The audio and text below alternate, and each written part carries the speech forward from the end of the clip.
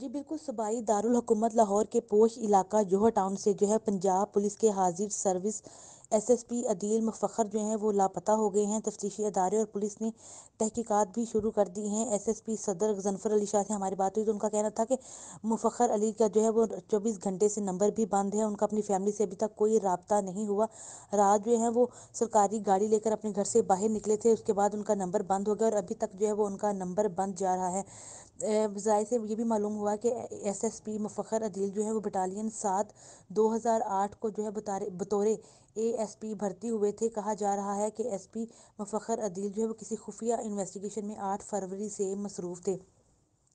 آئی جی پنجاب نے جو ہے وہ شعیب دستگیر نے نوٹس لیتے ہوئے انکوائری کا حکم بھی جاری کر دیا ہے۔ ایس ایس پی مفخر عدیل کی زوجہ کی مدعیت میں تھانہ جوہر ٹاؤن میں ایف آئی آر بھی درج کروا دی گئی ہے۔ ابھی تفتیش جاری ہے اور ابھی یہ کہنا قبل از وقت ہوگا کہ آیا کہ ان کو کسی دشمنی کی وجہ سے جو ہے وہ کڈنیپ کیا گیا ہے یا معاملہ جو ہے وہ کچھ اور ہے۔ یہ تفتیش ہونے کے بعد ہی جو ہے وہ اصل حقائق جو ہیں وہ سامنے آ سکیں گے۔ جی